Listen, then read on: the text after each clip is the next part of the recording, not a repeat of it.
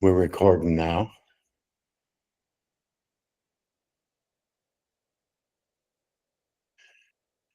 Mac Anthony, were you trying to call Moses?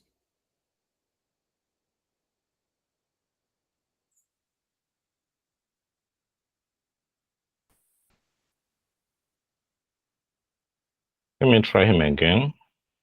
Ah, here he is. Here he is.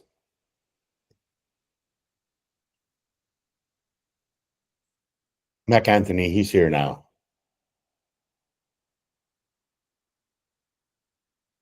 Welcome, Moses. Thank you, Father. Good morning. Good morning, Good brothers. morning. So you got the questions for the final, and we could just go through them, or we could, as we normally do, just say, do you have some questions about the questions or some stuff you think you didn't get?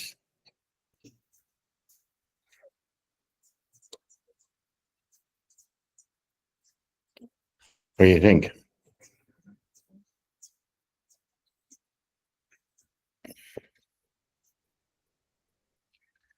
Well, let's just go through the questions, and then afterwards we can do more with Christology in general. Titus.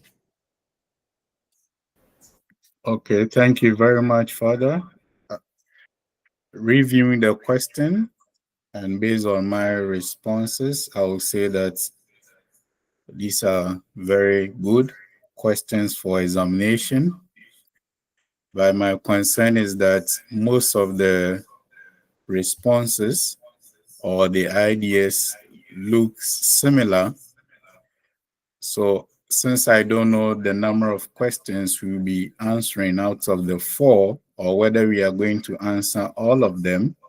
You'll answer all of them. So right now, I bet that day I'm going to be confused, because most of the ideas presented for the different questions might confuse me, for me to let it reappear in other discussions of the other questions. So that's my concern now. I say, yeah, no, it's fine for ideas to reappear in another question. They are interwoven.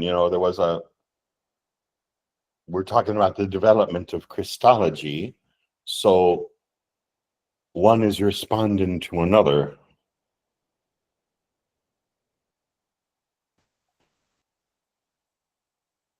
So if that is your concern, is it okay to have the same idea appear in multiple answers? Yeah, that's fine.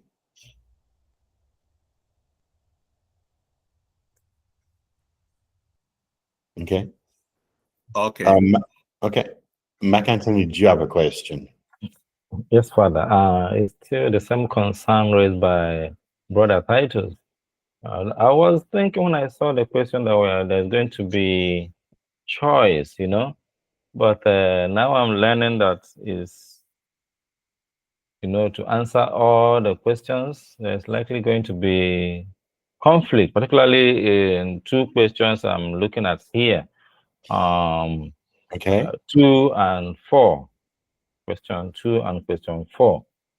If I'm left to choose, 2 out of the 4, I already know the questions I'm going to tackle. But if I'm going to answer all, definitely there's going to be a repetition or duplication of ideas in 2 of the questions for me.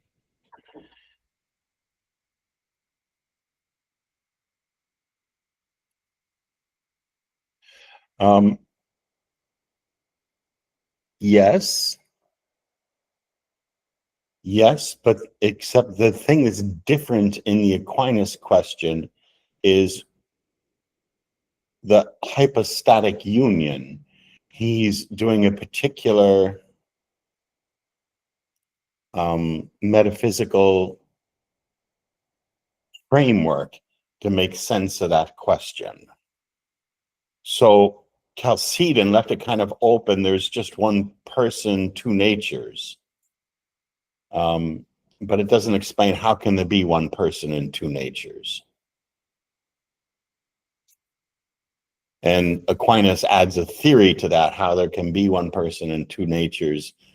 And therefore, this is how the predication of properties will also work.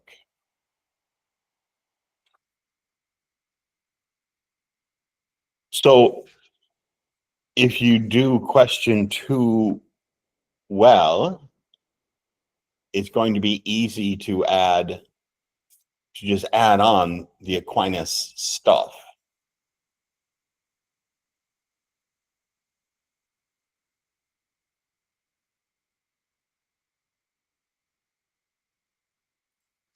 Now I could see, the question is let me think.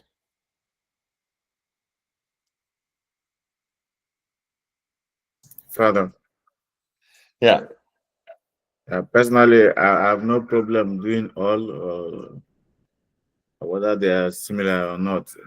My concern is, if you are going to do 3 or all of them, I strongly believe that the level of energy and time we have injected in this course is enough to merit everybody 90 and above. Yeah, because other courses that just gave us one assignment, they still give us up to 90 and above. So, and it helps to impact positively on our GP at the end. Because if you give somebody 87, 88, 89, it doesn't really make any sense, because that is just as giving the person 80. Because when the person begins to calculate his GP at the end and the person has 89, you see the person may begin to see no meaning in that 89. So for me, this course, the type of energy and time we inject in this course is enough to merit everybody 90 and above, even if we just attempt the exam questions without writing well, without doing well. Because every week we have something to turn in. So it's just a passionate appeal to help us in our GP at the end, please. So I have no problem doing all myself. No problem. well, so first, I expect you all to get A's or A minuses. I really don't. I think you've known this stuff, and you're right. You've put in a lot of work and you understand this stuff, and you've all done very well. And I expect that to carry through with the final. So it did in the midterm. Everybody did well. A few people blew it on a few questions, but nobody crashed. But the policy of the school that they have to hold to is 40% of your grade. That's a minimum amount. They wanted 60% of your grade to be the final. I said, well, what's the minimum? 40%. Okay, so 40% of your grade is the final. So you all have A's going into the final. And since you have the questions here, and we'll talk through what's a good answer, I think it will be in your brain, and you'll all get an A on the final, and you'll all get an A in the class.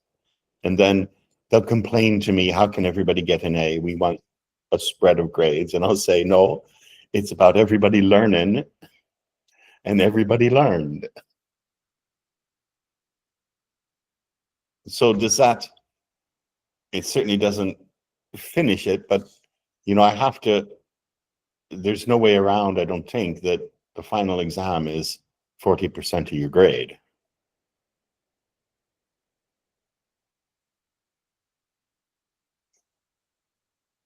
It's an accreditation thing, I think, with the school, is what they tell me. That's actually my reason for raising this issue, because some of those will tell you that if you set the same question, they may not get C, So What I'm saying is, And- it's not just getting A. It's not just getting A. That's not my problem. My problem is what type of A? Yeah, because we are talking about GP at the end. So is it a weak A or is it just anyhow A? So I don't think anybody, for me, the assignments we've done, in fact, I don't think anybody should get less than 90. That's what I'm saying. I'm just saying my mind, please. I'm just saying my Yeah, mind. I think that's true. To be It's fair. unfair to me about the grades, about your scale. I mean, 90 to me is an A minus. Is that what you mean? I said anything less than 90 does great harm to the GP. So if anybody gets 89, it's just as good as giving the person 80 instead of 89, because that one pens, you know. So, I think though the scale is actually, I think the scale is actually a 4-point with you. It's not 100%. For me, I think in 100%. For the school, I think they think in terms of 4. You know what I mean? They don't do 90%, 89%. The school doesn't. I turn them in that way and they jigger them so that it's on a scale of 0 to 4, not 0 to 100%. all right. That always confuses me. But she always, I think you always get the same letter grade as I turn in. But the numbers, Cheryl always has to do something with because of how the university system works. But is there any reason any of you are not going to get an A on the final? Since you have the questions ahead of time and we're going to talk through what all is needed in a good answer.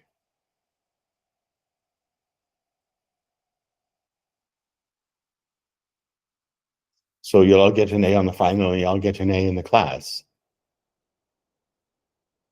And that seems to be quite fair to me because you have all worked a lot and learned a lot. I think you've all done very well in this class. I'm very happy with the way it went. I think you all learned a lot. Titus, you want to say something? Yes, thank you very much, Father. So for me, I know I have A already, but whether it's plus or minus, that will be determined by the response I provide to the examination questions. My second concern is the exam's duration is we sit for it within 2 hours. And we are going to answer 4 questions, which implies that each question is for 30 minutes. I don't know. For me, I think the time and the number of questions to answer, if something could be done about it. How many questions did you answer for the midterm? I think, if I remember, 3. And no one took more than an hour. Okay, so Father, before that, how many marks for each question? How many what? How many marks? How many mark? Mac. The grade for each question. Oh, Mark. Well, it doesn't, it's 100% for the whole thing. So they each are 1/4 of the grade. I don't think of it in a point system. So here's why it's fine to repeat something on other questions. Each question I grade individually. So I do all the question 1s, and then I do the question 2s, and then the 3s, and then the 4s. And I grade each question separately from the other questions. So you need to include in each question what the question needs to be answered. And I wouldn't even know that you said it in another one because I'm not reading your paper straight through. I'm reading questions. So I think you get an A on every question. If you blow one, I can't imagine you blow it more than to get a B.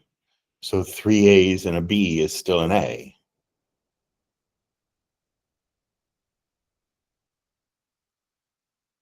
Did that answer the Father. question?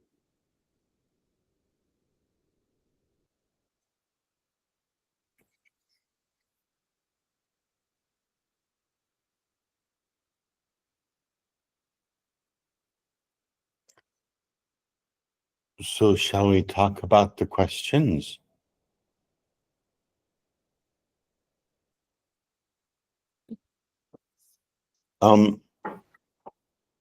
Maybe I should bring up some of your homework, which I haven't looked at yet. I say I also got the date wrong on the homework. I think it said it was supposed to be due yesterday. I don't know why. I was very confused about dates. Where are you? Okay, down here. Does somebody want to offer up their paper for us all to look at? I can bring it up here and show we can talk about. I think that would be the easiest way to say, yeah, that looks like a good answer. Or what's missing from it? And you can chime in from your other ones.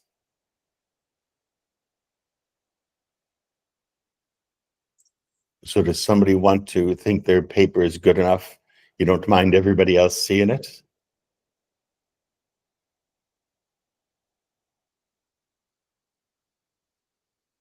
Father, we can start with Brother Mark Anthony's own.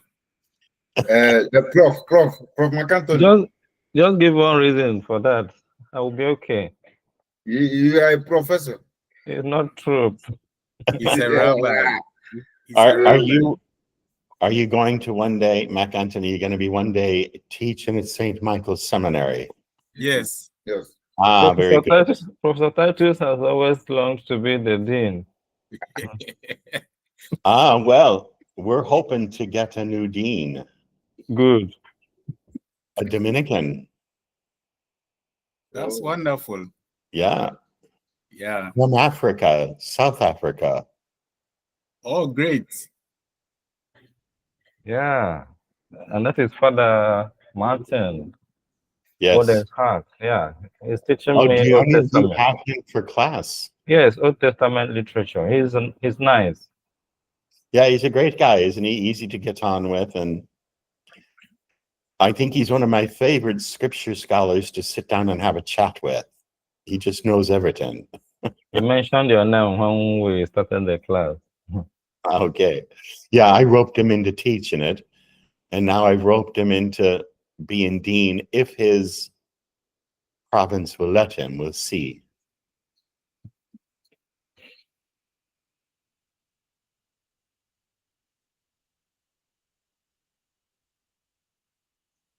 All right, let me share here.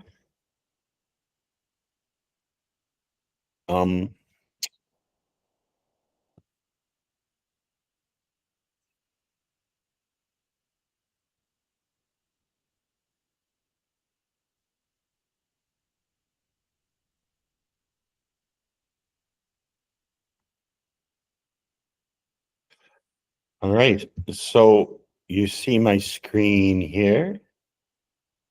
And here's the question. What is the basic framework arguments of Arianism, and why and how was it rejected at the Council of Nicaea in 325? So 2 halves to the question, right? And you need to answer both halves.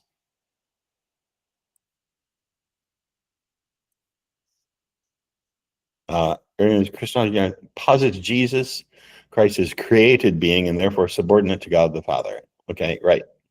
So that's the first main point. He's created. Important. This framing of Arius fundamentally rejects the concept of the Trinity, right? Very good. The basic argument of Arianism, therefore, is that Jesus Christ, the Son of God, is a created being and not equal. Yeah. So since he's created, he's not equal or co-eternal with the Father. Sorry, fella. Whose one are you using? Mac Antony's. Okay, Prof. Oh, Prof. Yeah, he offered himself up as a sacrifice. How Christic The of that is the scapegoat. yes. We'll have to kill him after class, ritually, of course.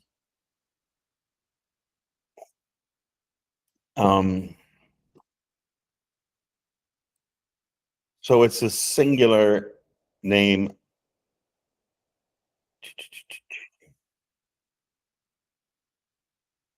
So is this, no. So this is your whole answer to the first question? There are two paragraphs to Yeah. that. The first paragraph and the second. Okay. Yeah, you can't see that I have that highlighted. Okay. So at Nicaea, this framing of the argument was rejected because it contradicted the Christian belief in the divinity of Jesus Christ. So let me go on and say,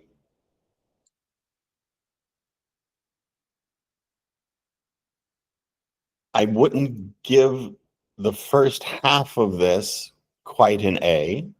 It's correct. But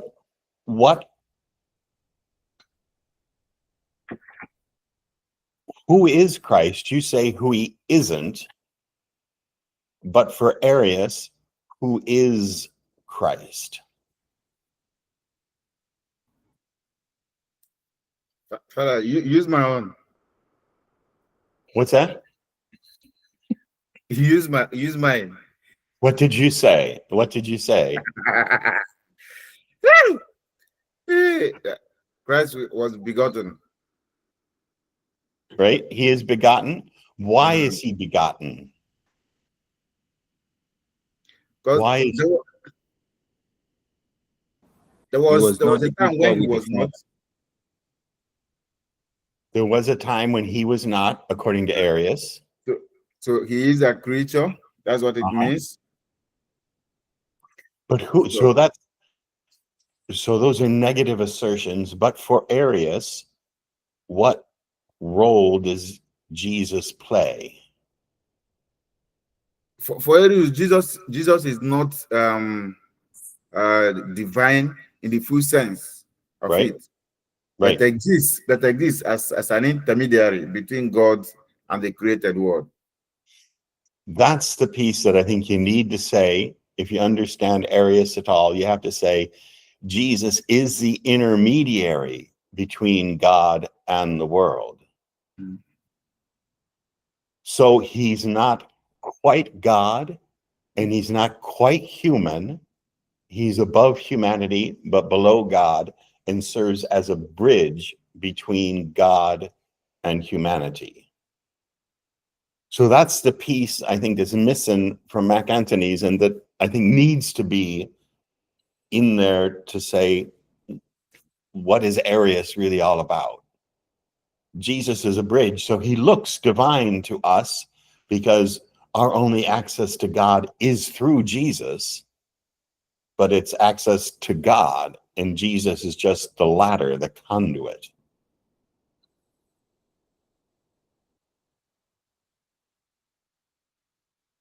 So make sure your answers have both of those things, that he's created, there was a time when he was not, all that stuff, but he is the conduit, the bridge between us and God. And God creates him to, in that way, then buffer so God can still stay separate from the created world.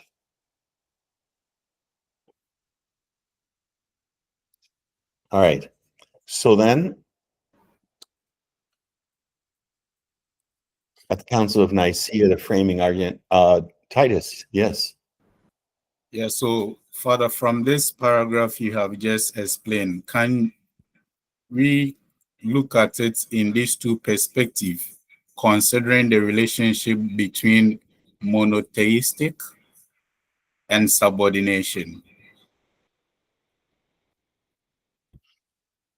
I'm not sure what you're asking. Okay, so for him, his knowledge was founded or For derived from, Arius. yes, Yeah, okay. from monotheistic logic, Yes. whereby for him there's only one God, which implies that Jesus coming into the picture, he is considered as a subordinate. Right. That's why he can't quite be God, because there's only one of those. Exactly, yes. So it is to preserve monotheism. Yeah. So that's what I'm saying. Can we understand it from this perspective, like monotheism versus subordination? Yes. Yes. But most everybody, now this is beyond what you'd need to do for the exam, but it's good to know these things. Most everybody up until the Council of Nicaea believed in some form of subordinationism, that Jesus was in some sense below the Father. Mm-hmm. He's always doing the will of the Father, not my will, but I'm doing the will of the Father. It's the Father who sent me, all that kind of language. People conceived of Jesus as subordinate to the Father. But in the end, they wanted to say, but he is actually completely divine. And then, well, what do you do? How are we still monotheists then? I don't know. But so Arius just had an answer to that. Here's what you do. Embrace the subordinationism even more to say Jesus is not divine. So Jesus doesn't save us. God saves us through Jesus.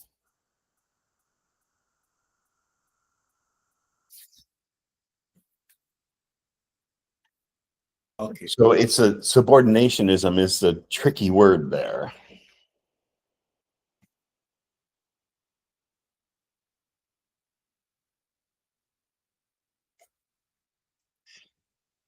It is good. But Father, I think that is the actual word used by Arius.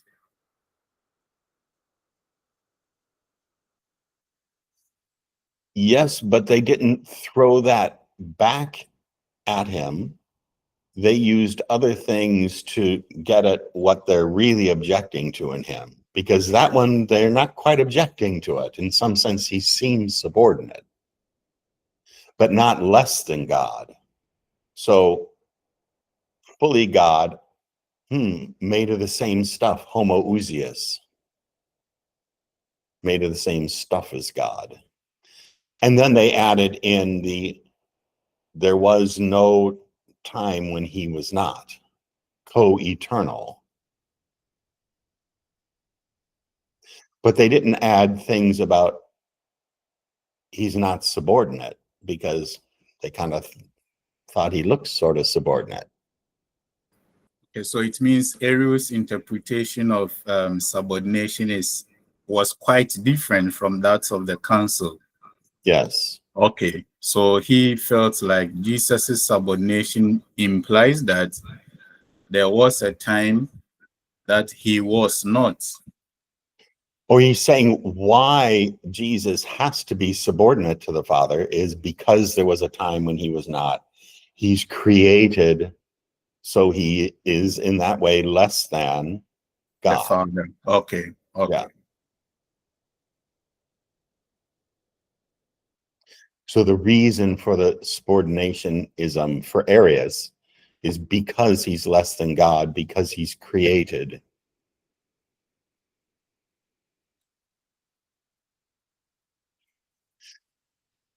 So let's look at the second half here at the Council of Nicaea. The Freeman argument was rejected because it contradicted Christian belief in the divinity of Jesus Christ. By the above, Arius taught that Jesus had a beginning and was deemed heretical by the council. In response, the council formulated the Nicene Creed to assert that Jesus' Son is of the same divine essence or substance as the Father, great, and therefore co-eternal, great. It established the Orthodox Christian doctrine that Jesus is eternally God. Yeah, and those are the things that they cut him off on. So this is enough. I would say just it'd be good if it had one more thing. It doesn't need it, but it's good if in your mind it's clear to say that Jesus is eternally God. What was in the heart of the Council of Fathers was that Jesus saves us. That Jesus is God's coming into the world to save us. So it's not just a theory about Jesus. It's a felt sentiment. Jesus was God with us, saving us. And he's not just somebody sent from God. And God saves us through using that little tool. He's God's errand boy. He was God. And Jesus, saved us. Father, Yeah. please let me read my first sentence there. Sure. You want me to bring it up for everybody here? I can do that. Just the first. I said the Council of Nicaea in 325 rejected Arianism primarily out of concern for the integrity of Christian soteriology and worship. That is the Christian theology of salvation. How we are saved, what it means, how it is being achieved. So how does it sound? Excellent. That is excellent. That's what was in the Council of Fathers. And then you just add, and so how they did it was the co-eternal and the made of the same stuff as God. Yeah, co-eternal, homoousios, I wrote those things there. But that was that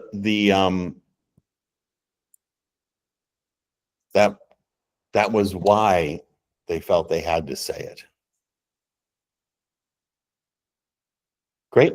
Excellent. So, and you're free to share your answers with each other and mix and match. And, what we used to do for studying is everybody shared their answers and together we put together the best answer. And then it's in all your heads.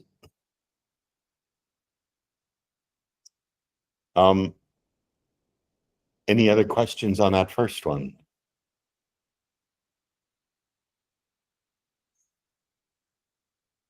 Okay, let's look at the second one. How we're Antiochian and again finally brought together, balanced by the Council of Chalcedon in 451. What do you think about the politics of this council and its doctrinal pronouncements? You might mention symbol of union, the tome of Leo, or who showed up when. So there's the theological conclusions, which is what the first half of that question is about.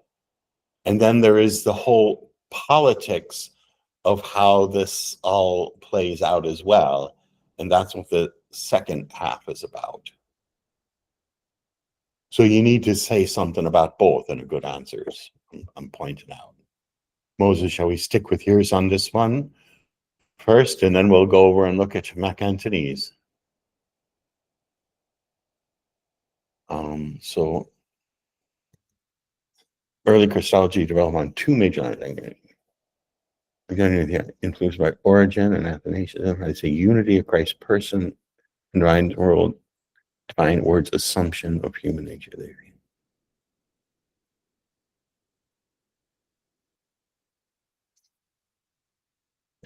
Again, you're blurred and raised by human faculties. Yes, and it's clear that you understand this. Maybe it's clear to say something in this first half about starting with his divinity. So that's what they started with, is the divinity of Jesus, whereas the Antiochenes started with the humanity.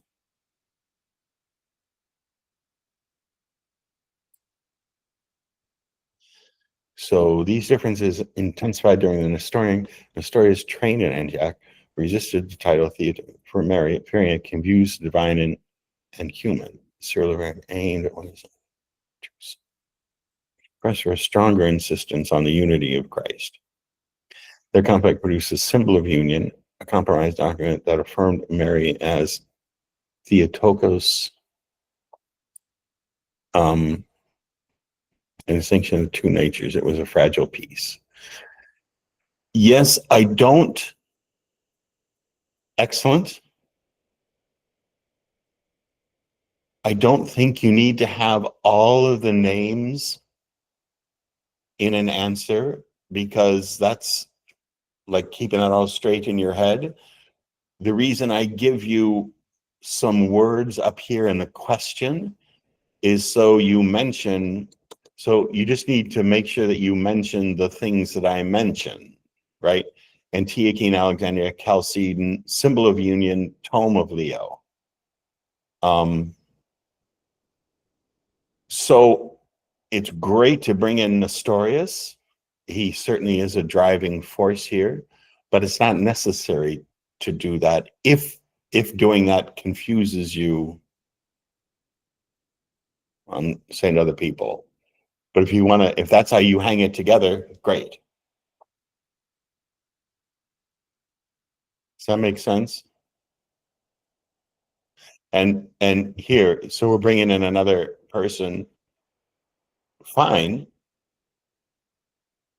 but you don't want to get all the people confused, and then you get confused when you're writing it.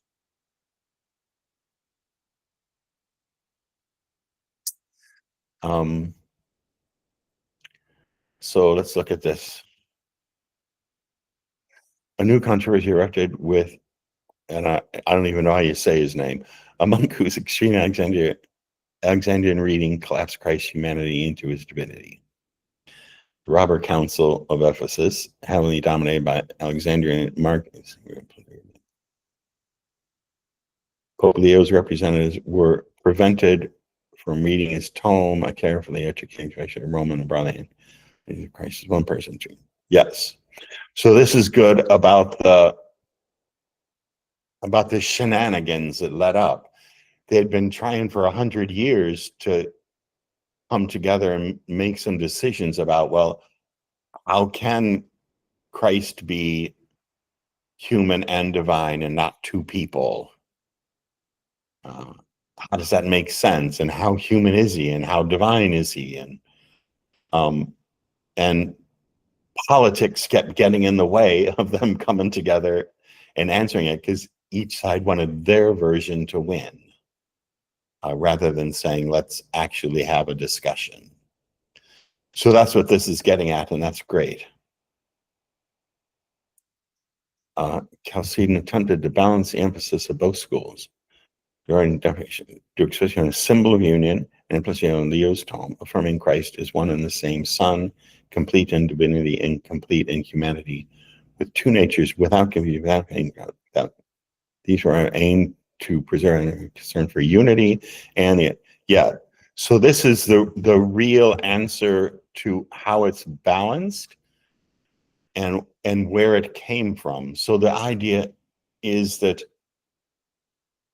Leo wasn't at these meetings, but he finally said, look, I hear this side saying this, I hear this side saying this.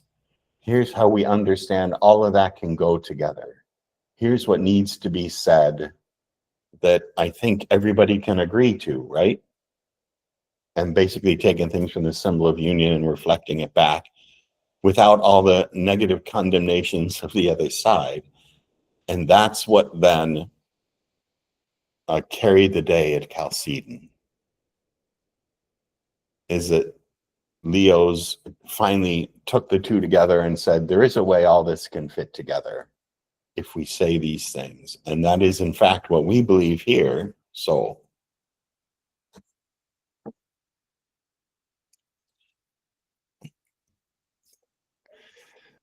Chalcedon was not a purely theological event. The presence of imperial officials' desire to reverse the excesses of the Robber Council, right? They're all heretics. Out with them all.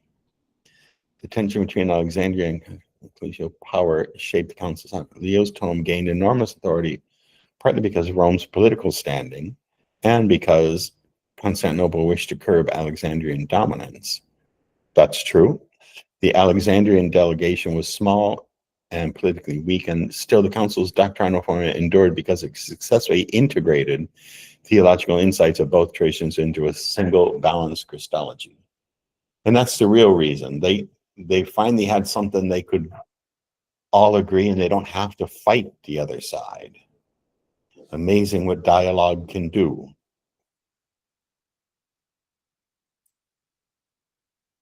Let's take a quick look at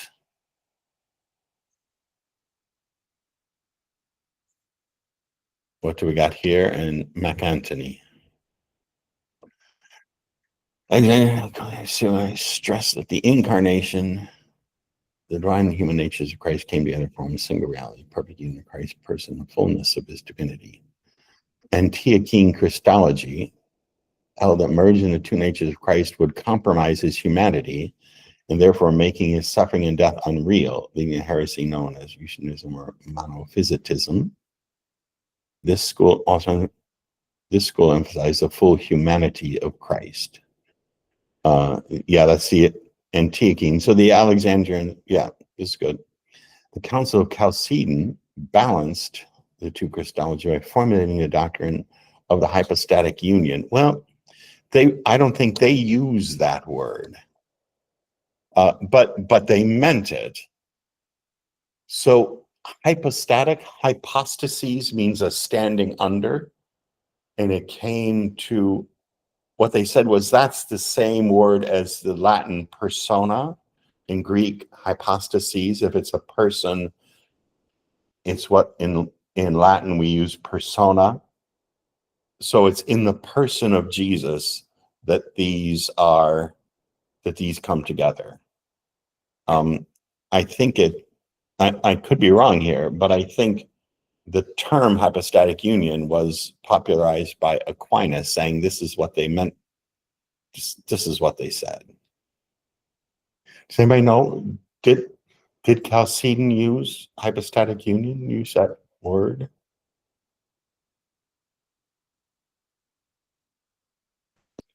It was actually Aquinas who used it, but then the meaning, Yeah. one person, two natures actually started in Chalcedon, but the terminology was Aquinas.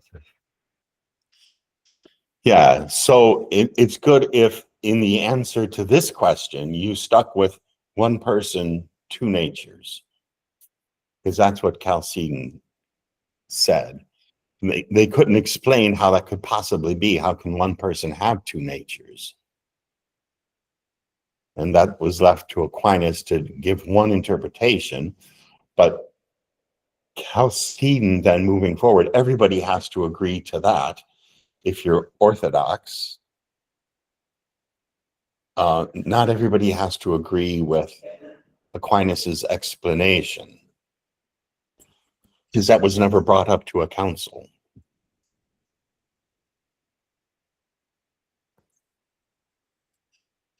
Okay, which affirm that Jesus Christ is one person and two distinct complete natures, and that's an important thing about Chalcedon too.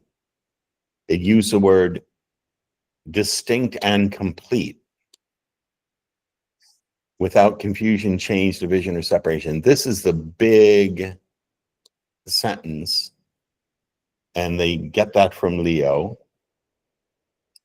So two natures that are distinct, but both belonging to the one person, and they exist without confusion, change, division, or separation.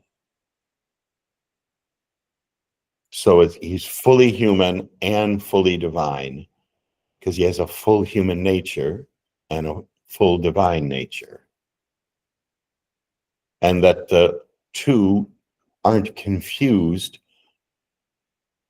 What people before had been trying to say, well, this all makes sense, trying to be against Arius.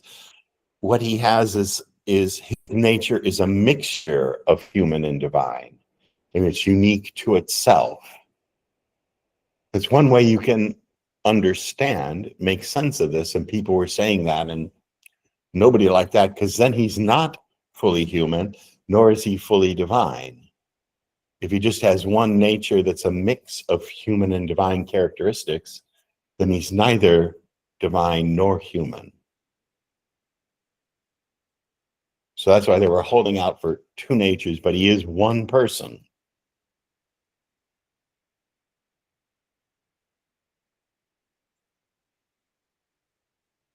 Here, the council sought a middle path and incorporated valid insights of both schools while avoiding their potential extremes. The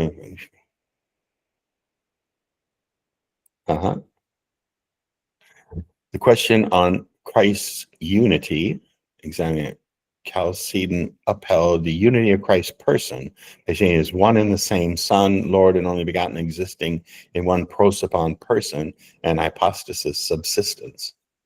On the integrity of Christ's two natures, Chalcedon upheld the distinctiveness consistent with the Antiochene emphasis. That is, his divinity doesn't obliterate his humanity. It is united, unchangeable, individual, inseparable, each nature maintaining its own properties. Excellent answer. And might be easier, so it's got all the pieces you need. It's great. And you don't have to remember all those other people. So I think the politics surrounding it was driven by a mix of contrary power struggle and imperial authority. Yes. Shaped by the rivalry between two majors. Mainly it was Canon 28, resident council was granted the See of Constantinople, New Rome. So has an equal privilege to the See of Rome. Yeah. Imperial authorities presided over sessions and exerted pressure on the bishops to reach consensus. The council also reaffirmed. Yeah, which was eventually dropped at Chalcedon. There was no that these are that Constantinople is equal to Rome. The council also reaffirmed. Oh, yeah, and this is interesting. I don't think you need this, but I think it's important for you to understand. I don't think you need it to answer the question, but it's important for you to understand because it's very important now. We see these things happening in our world right now, in our church right now. People thought if we don't all believe exactly the same, we can't keep the empire together. It's religion that will unite the empire. And religion can't allow some people to believe one thing and some people to believe another. And so the idea is everybody has to believe this, and then everybody will believe it. Well, everybody doesn't believe it. And so the church splits. And people go one way and people go another way. And not everybody is, even today, an Orthodox Christian believer. And the people going their different ways didn't split the empire apart. Other things did that. So better if they could have just taken the politics out of these theological things and had actual theological discussions maybe they could have won more people over or found a quicker consensus, but people were already out of the discussion before they even got to Chalcedon because they'd had enough of it.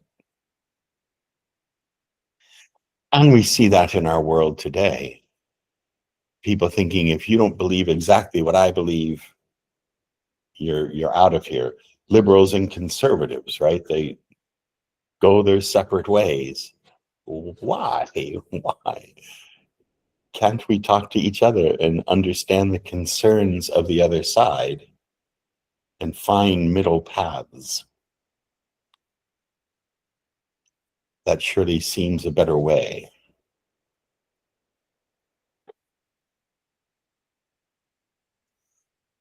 All right, the council also reaffirmed the Nicene Creed, agreed to Constantinople, and told the authoritative tradition. The doctrine of the two natures of Christ, which is accepted by the council. All right. Yeah. Titus. Yes, Father. You mentioned that it was at the Council of Chalcedon where the two positions of the Alexandrian and the Antiochians were reconciled. But then there's this document which is referred to as the symbol of union, where it is stated that it is the document which Cyril and the Antiochians agree that Christ is one person but exists in two natures. So is it really at Chalcedon where the two perspectives were reconciled, or it was reconciled already by the symbol of union? Yes. So it's first reconciled by the symbol of union. But that's not an official document. That's just representatives of the warring parties coming together to see what they could agree on. But then, is everybody else going to agree on it? So you're right, they came together with a symbol of union, and that's why it's so important. The Tome of Leo accepts the symbol of union and adds a few more bits and bobs and shows that the wider church can get on board with this. And so Chalcedon says, all right, so do we all agree? Can we accept the symbol of union in the Tome of Leo and come together on that? And the church ratifies that. But Chalcedon didn't forge new theological ground. It affirmed the advances that had been made and the commonalities that had been forged.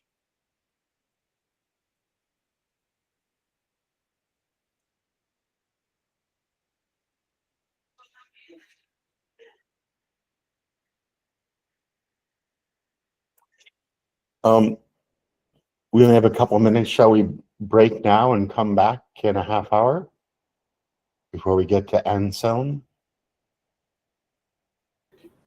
Okay, Father. Yes, Father. Thank you, Father. All right, see you in a half hour.